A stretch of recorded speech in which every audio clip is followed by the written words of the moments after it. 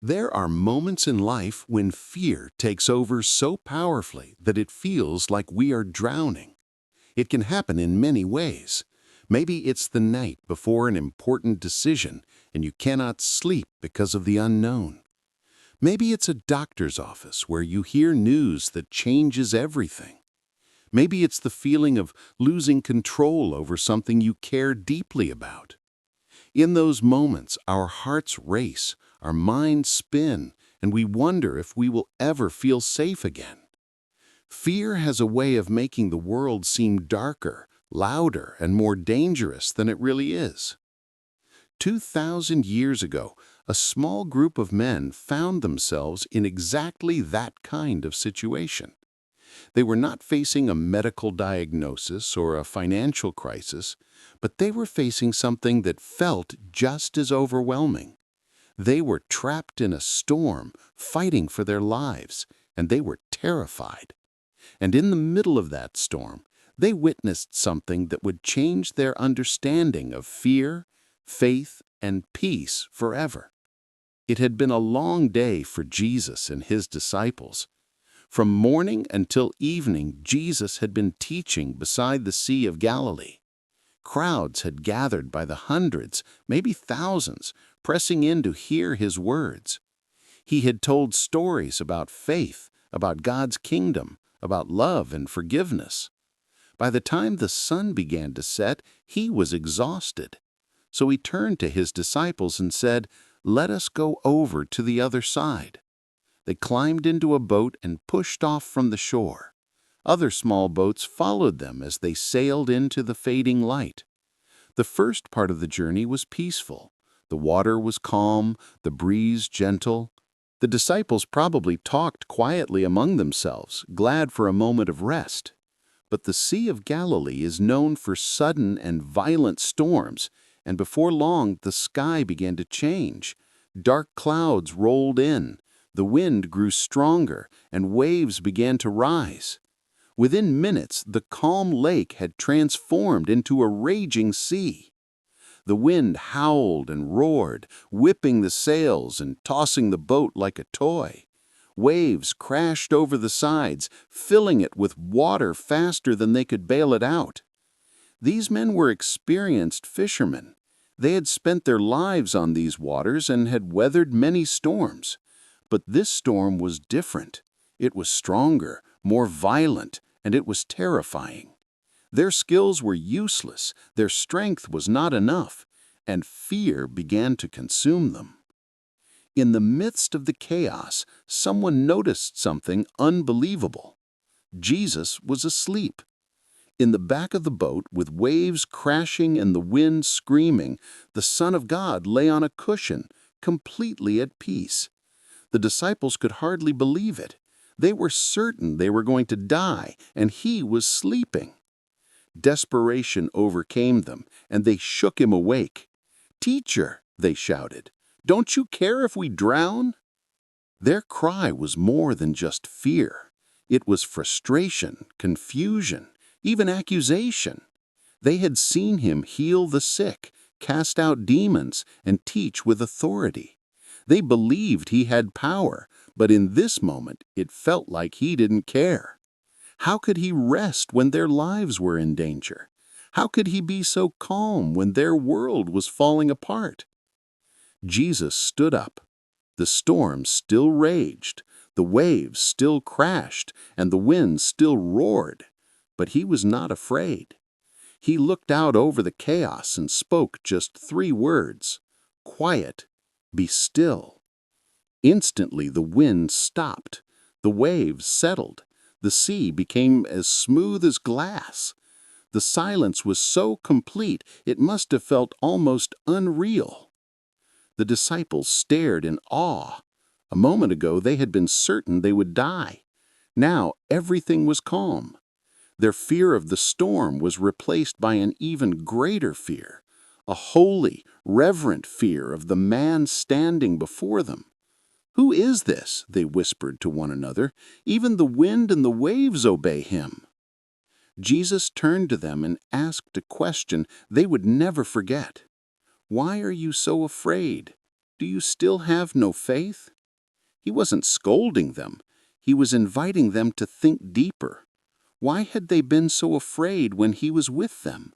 Why had they allowed the storm to be louder than their trust? He was showing them something important. Their safety had never depended on the size of the storm. It had always depended on who was in the boat with them. This story is more than a miracle from long ago. It is a picture of our own lives. The storms we may face may not involve wind and waves, but they can feel just as dangerous. A diagnosis, a job loss, a broken relationship, a sudden tragedy. These are storms too.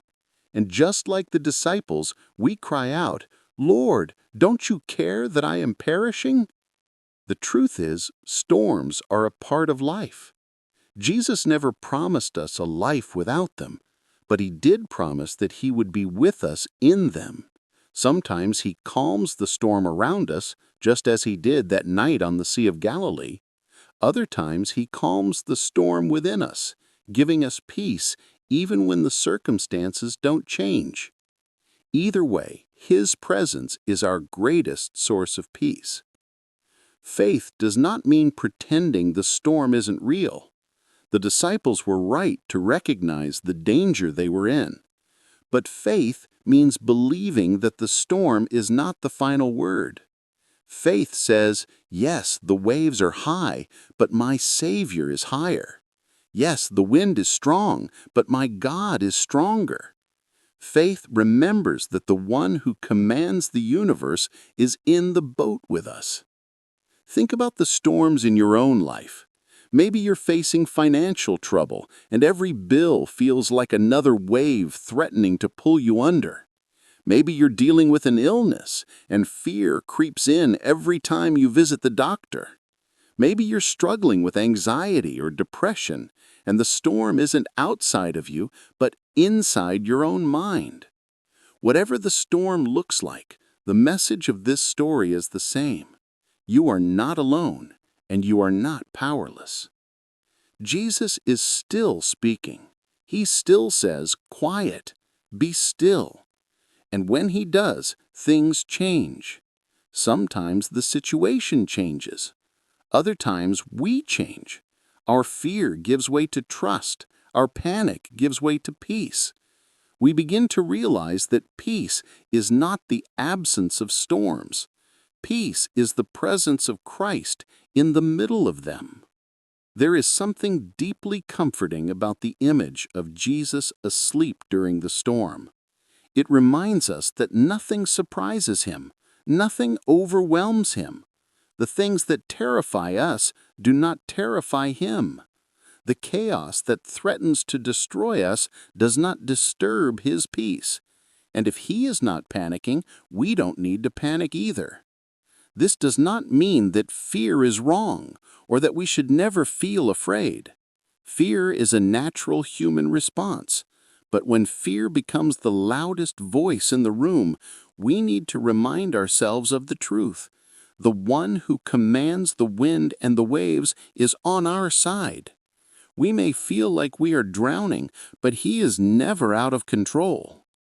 The story of Jesus calming the storm is also a reminder that faith grows in the storms. The disciples learned more about who Jesus was that night than they ever could have on a calm sea. In the same way, the storms we face often become the places where our faith deepens, our trust strengthens, and our understanding of God's love expands.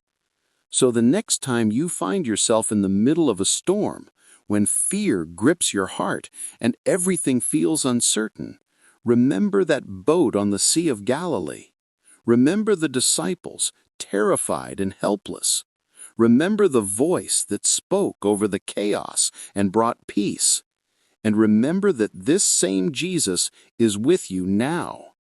The storms will come, the waves will rise, but they are not stronger than him. The winds will blow, the boat will rock, but he will never leave you. And when the time is right, he will speak, and peace will return. Until then, you can rest in the knowledge that you are safe, not because the waters are calm, but because the Savior is in the boat. In the end, the lesson is simple but profound. Life will always have storms, but fear does not have to rule us. The presence of Jesus transforms fear into faith and chaos into calm. His love is deeper than the deepest waters, His power greater than the fiercest winds, and with Him we can find peace even in the middle of fear.